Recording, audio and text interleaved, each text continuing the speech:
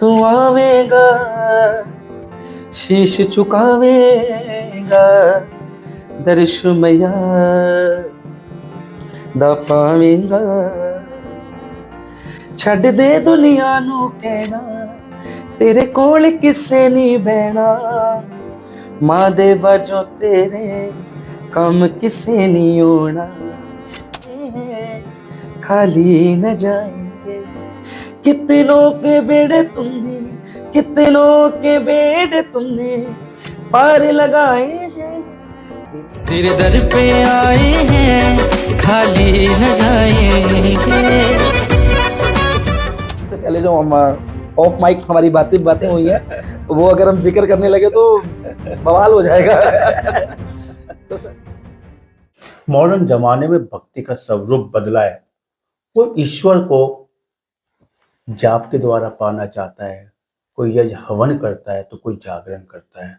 आजकल जागरण का प्रभाव बढ़ा है। देखा जाए तो जय समय समय पर जय माता का जागरण, चौकी लगती है, कोई भगवान श्री कृष्ण का जागरण कराता है, कोई किसी चीज का जागरण कराता है, कोई भजनों के द्वारा भगवान को रिझाना चाहता है, कोई नृत्य के द्वारा भगवान को पा लेना चाहता है। जागरण के एक कलाकार के राजन जीडी न्यूज के साथ जुड़ चुके हैं। बात करेंगे, चर्चा करेंगे ईश्वर की जो पाने की, ईश्वर को जो मनाने की, रिझाने की इनके पास जो कला है, उस पर भी चर्चा की जाएगी। भगवान को स्वरूप बिगाड़ने की कुछ बातें जागरण के द्वारा देखी जाती है। नशा भांग की बातें जो है जागरणों में अक्सर देखा जाता है। जिस तरह का प्रदर्शन किया जाता है, उस पर भी क्या राजन से बात करेंगे। टी सीरीज के आप कलाकार हैं, टी सीरीज पे आपने भजन गाए हैं, साथ में आप शौक रखते हैं भजन लिखने का और भजन गाने का। के राजन जी, आपका जीवन में बहुत बहुत स्वागत है। नमस्कार, जय माता दी। सहारनपुर में आए, भजन संध्या में आप जुड़े हुए हैं, कैसा लगता है सर जब आप भजन में गाते हैं तो? सबसे पहले तो बहुत बहुत थैंक्स करता हूँ मैं पूरी टीम का, जिन्होंने मुझे मौका दिया आज। बहुत अच्छा लगता है। मुझे आज 25 ईयर हो चुके हैं।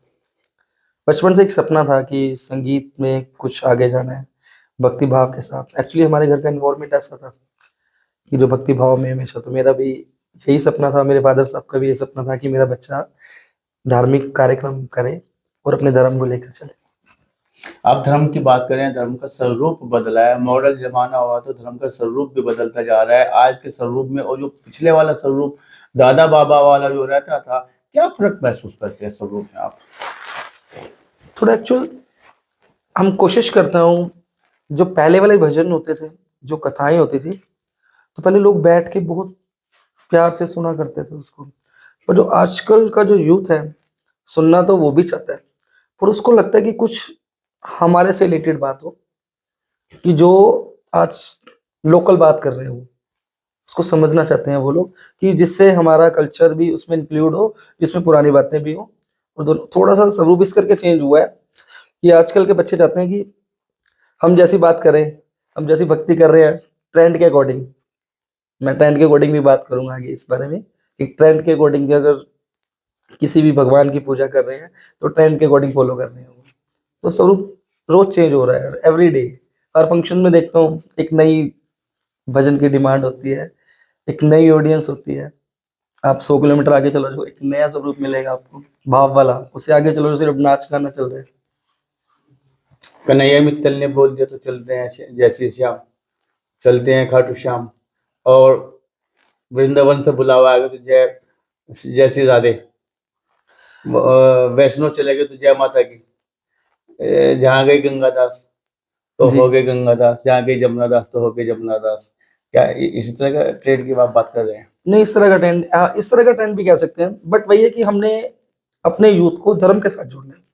अब वो मैटर नहीं करता कि वो किस भगवान को है, तो हमारे सनातन धर्म से ही है, वो सनातनी ही है वो, चाहे वो अपने उनका इष्ट कोई और हो सकता है। तो हम उनके इससे रिलेटेड भजन, उनसे रिलेटेड उनको कथा, उनकी स्टडी होती है बाकायदा, कि उससे रिलेटेड कि वो उनको क्रेज आए हमारे सनातन धर्म से, जिससे वो आगे इस धर्म में जुड़े रहे। क्या व्यवसायकरण हो चुका है इन चीजों का? हम बात जागरण की करते हैं, बात धार्मिक अनुष्ठानों की करते हैं, पैसा हो तो जय बोला जाएगा, और देखने में भी आता है कि जो पैसे वाला होता है उसको हमेशा आगे बढ़ा के बिठाया जाता है। क्या इस तरह की चीजें सामने आ रही हैं? अब मैं एक बात हमेशा मोस्टली कहता हूँ, फंक्शंस में भी कहता हूँ कि पैसे को लेकर प्रसाद वाली बात आती है कहीं पे, पूजा वो करेगा जिसके मैं तो पास सामने पैसे। देख के बता रहा हूँ, जो चीजें सामने आ रही हैं उसको ओके मैं जितनी बात कर रहा हूँ उतना ही बात कर रहा हूँ आपसे। ओके, तो मैं समझ सकता हूँ ये थोड़ा सा है। अब हर जगह नहीं कह सकते आप, कुछ लोगों ने इस चीज को नहीं, बढ़ावा कहीं दिया। कहीं वीडियो वायरल हुई है, बोले 3 लाख होंगे तो हम आ जाएंगे, इतने लाख होंगे तो हम तुम्हारे पास पहुंच जाएंगे। बट कुछ कुछ लोगों की हुई है, हाल सामने तो रहते जैसी श्याम जैसे, और जब बात आती है तो वो कहते हैं कि इतने होंगे तो आएंगे आपके पास। तो नहीं, व्यवसायीकरण का जमाना में कहीं ना कहीं प्रभाव बढ़ा है। हाँ इसमें थोड़ा सा कुछ लोग प्रोफेशनली हो चुके हैं, मैं कह सकता हूँ तो इसमें। धर्म से वास्ता कम होगा उनका, धर्म से वास्ता अनंत कम से नहीं होगा। वास्ता, अनंत से वास्ता बढ़ा है धर्म से। नहीं नहीं, मैं धर्म की बात में आगे लेके जाता हूँ, धर्म की ही बात कर रहे हैं वो। बट कुछ लोग हमें जज पैसे के लिए रिलेटेड भी करे जाते हैं। गुलशन कुमार बहुत बड़ा नाम रहे हैं इंडस्ट्री का, नहीं, और जब भजन के वो लेके बिल्कुल गए बिल्कुल हैं, और एक मैं बात करता हूँ लगभग 20-25 साल पुराने, जब उनका एक जमाना था, हर घर में जब ब्लैक एंड व्हाइट टीवी के माध्यम से लोग सुनते थे, और ईश्वर के भाव से उन्होंने जोड़ने का काम किया है। इवन अगर हम बात करें भगवान भोलेनाथ के, बहुत सारे उन्होंने भजन लिखे हुए, गाए हुए, जी, माँ बिल्कुल वैष्णो बिल्कुल जी के, बिल्कुल और बहुत सारे कलाकारों को लेके भी आए, हनुमान चालीसा जैसे भी जाए। आपने बिल्कुल। भी किस चीज पे काम किया उनकी कंपनी में, कैसे आपको मौका मिला था, और किससे का आपने वहां पर भजन गायन आपने किया है? मेरा मोस्टली भजन, मुझे शुरू से ही लिखने की आदत थी। पहले मैं किसी के भजन गाया करता था, तो मुझे एक किसी फंक्शन पे जा रहा था तो कोई भी धुन मेरे दिमाग में आई, तो वो भजन मैंने लिखा, तो जागरण पे सुनाया, तो बहुत अच्छा उन्होंने रिस्पॉन्स दिया कि बहुत अच्छा भजन है ये। तो ऐसे करते करते जो मेरा फर्स्ट भजन आया था, वो मैंने किसी कंपनी से रिलीज नहीं करवाया था, वो मैंने खुद अपने इंडिपेंडेंट चैनल था यूट्यूब, मेरा यूट्यूब चैनल पे अपलोड किया मैंने। तो अच्छा रिस्पॉन्स आया, उसके बाद मुझे किसी ने बोला कि लेबल पे भी आपको काम करना चाहिए। फिर वो मैंने भजन लिखा एक, तो वो लेबल टी सीरीज को दिया गया। फिर मैंने 2-3 गाने भी किए अपने, जिसमें जस्ट रिकॉर्ड, वाइट हिल, 2-3 कंपनीज में किया। फिर अब दोबारा से इंडिपेंडेंस म्यूजिक में आ चुका हूँ मैं अपने फ्रीलांसिंग चैनल्स पे। बात अगर जागरण की जाए या धार्मिक अनुष्ठानों की जाए, तो क्या पंजाबी भाषा का बहुत ज्यादा प्रभाव बढ़ा है? हालांकि कुछ लोग इसको, आप तो चूंकि अम्बाला के रहने वाले, आप जी, तो इसको समझ लेते हैं, भाई हरियाणा पंजाब तो उस चीज को समझ लेता राइट है, राइट। लेकिन बहुत सारे लोग नहीं समझ पाते। क्या आपको लगता है कि जो है धार्मिक अनुष्ठानों में, जागरण में पंजाबी भाषा का प्रभाव बढ़ा है? नहीं, ऐसा कुछ आप नहीं खुद है। गा रहे थे अभी, हम तो समझ नहीं पा रहे थे आप क्या बोल रहे थे। मैं, डिमांड आई थी तो गाया जा रहा था। अगर सामने से ऑडियंस हमें डिमांड करती है पंजाबी में सुनने की, तो हालांकि फिर एक्चुअली, पंजाबी अपने आप में बहुत अच्छी भाषा है। बिल्कुल बिल्कुल, एक्चुअली क्या, मैं अम्बाला से हूँ, तो मोस्टली मैं पंजाबी ही भजन गायक, जितने भी भजन होते हैं मोस्टली पंजाबी होते हैं, कुछ हिंदी भी होते हैं। बट हाँ, जब एक्चुअली ऑडियंस जो सुनकर आती है हमें, वो पंजाबी सुनकर आती है, तो हमें उस बिहाव पे काम मिलता है। सुनाना क्या चाहेंगे हमारे दर्शक को, आपको सुनना चाहते हैं? चलो मैं आपको पहला भजन सुनाता हूँ, जो मेरा बहुत प्रिय भजन है, पहला भजन लिखा था मैंने। बिल्कुल बिल्कुल। हम्म, वो भी पंजाबी है। चलिए कोई नहीं। जी। हम्म, तू आवेगा, शीश झुकावेगा, दर्श मैया दा पावेगा, ਛੱਡ ਦੇ ਦੁਨੀਆ ਨੂੰ ਕਹਿਣਾ, ਤੇਰੇ ਕੋਲ ਕਿਸੇ ਨਹੀਂ ਬਹਿਣਾ, ਮਾਂ ਦੇ ਬਾਝੋਂ ਤੇਰੇ ਕੰਮ ਕਿਸੇ ਨਹੀਂ ਆਉਣਾ, ਛੱਡ ਦੁਨੀਆ ਦੇ ਮੋਹ ਤੇ ਮਾਇਆ ਵੇ, ਇੱਥੇ ਕੋਈ ਵੀ ਨਹੀਂ ਤੇਰਾ, ਇੱਥੇ ਕੋਈ ਵੀ ਨਹੀਂ ਤੇਰਾ। टीसीज में आपने गाना गाया या भजन गाया, किस तरह का भजन आप कराया, लेकिन सुनना हम हिंदी में चाहेंगे इस बार। नहीं, वो टीसीएस में जो भजन दिया, मैं हिंदी ही दिया था वो, जी जी जो टीसीएस में, बिल्कुल। जो हमारे टीस हमारे हमारे ऑडियंस, हमारे दर्शक आपको सुनना चाहते हैं हिंदी के उस भजन को जो आपने जी, टीसीज पे जो हाँ, टी मौका सीरीज में दिया। जो भजन आया था, तेरे दर पर आए हैं, जिस वजह से मुझे बहुत प्यार मिला। जी जी, बहुत अच्छे से सुना मैंने दीजिए। बहुत बहुत सारे स्टेट में परफॉर्म किया एक भजन से ही। जी जी।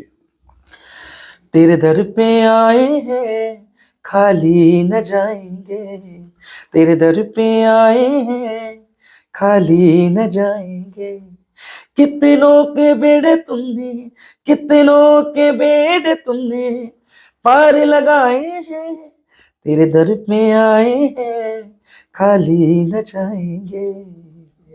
तेरे दर पे आए खाने जाएंगे, ऐसा इनका कहना है। और इस चीज पे बहुत अच्छा ये धूम मचाने वाला भजन था। लेकिन बात अगर हम जागरण की करें, जागरण में अक्सर देखने में आता है भगवान का स्वरूप बनाते हैं।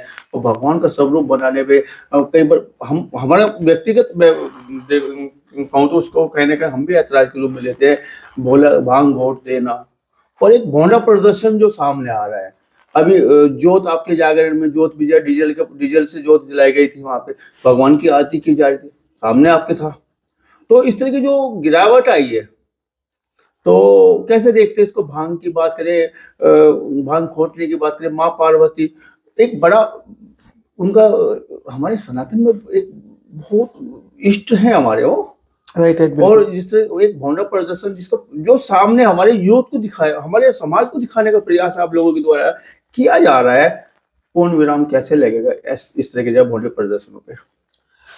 मुझे मोस्टली ये आपके चैनल के माध्यम से पहली बार बोलने लगा हूं इस बारे चर्चा में। काफी बिल्कुल टाइम बोलना काफी चाहिए, टाइम बुराई से के खिलाफ तो बोलना चाहिए। मुझे मोस्टली कहते हैं कि झांकी के बारे विरोध किया जाता है, तो झांकी में प्रदर्शन होता है। राइट, मैं मानता हूँ कुछ लोग प्रदर्शन करते हैं, उनके ऊपर लगाम होना चाहिए। जो प्रदर्शन करते हैं उनके ऊपर लगाम। अब फॉर एग्जांपल अगर हम रामलीला की बात करें, तो रामलीला भी होती है, तो रामलीला में भी बनाया जाता है। बस भौंडे और मर्यादा प्रदर्शन पुरुषोत्तम उसमें नहीं होता। राइट ना? जी, राइट, मैं उसी पॉइंट पे आ रहा हूँ आपके जी। कि उसमें ऐसा नहीं होता। मैं एक बात बोला, झांकी आपने कभी गलत रामलीला में देखी है कि जोत जो डीजल से या किसी मैंने पेट्रोल पदार्थ से जलाई जाती हो? नहीं नहीं, वहां घी से जलाई जाती है। घी से जलाई, उसके खिलाफ स्टेप उठना चाहिए। जो लोग ये अश्लील गाने, मैं बोलना चाहता हूँ, आप शायद नहीं पता, मैं इसमें नहीं, मेरे को पता है, मैं बोलना चाह रहा हूँ, आप हाँ, खुद ही आ रहे मैं हैं। खुद ही मैं कि अश्लील गाने हैं, जी, कुछ जी। कुछ लोग उस पे अंग प्रदर्शन है, कुछ ऐसे वर्ड्स होते हैं जो हमें खुद गुस्सा आता है कि हाँ ये वर्ड क्यों हो रहा है, अभी फिर आपके बाद में अभी आपके जागरण में बोल रहे थे, नहीं अभी वो जागरण में एक सब आया जी था जी। हाँ, तो जिसमें हमें बहुत गुस्सा आता है कि वो नहीं होना चाहिए। बट फिर बाद में क्या होता है कि जब ऑडियंस हमें आगे से बोलती है कि हमें वही गाना चलाना है या मुझे वही झांकी चाहिए, मैंने मोस्टली बोला है कि वैश्वीकरण हो चुका, पैसा मिलेगा तो जैसे वो लोग नाचेंगे।